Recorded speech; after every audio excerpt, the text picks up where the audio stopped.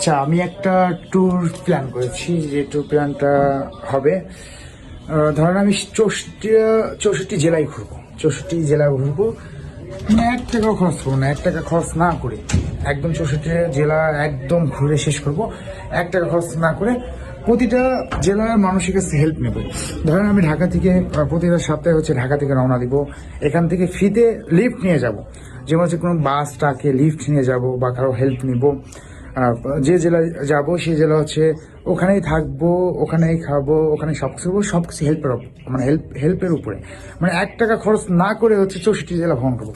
এইরকম একটা চ্যালেঞ্জ নিয়ে কিন্তু ইনশাল্লাহ আর কিছুদিন পরে বের হয়ে যাচ্ছি বাংলাদেশের 64টা জেলা ঘোরার জন্য।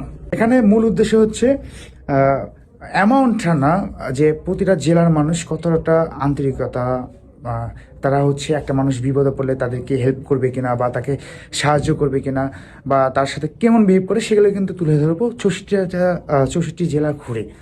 তো বেরিয়ে পড়ছি খুব দ্রুত, একদম বিনা টাকায়, 1 টাকা খরচ না করে 64টা জেলায় কিন্তু ঘুরবো।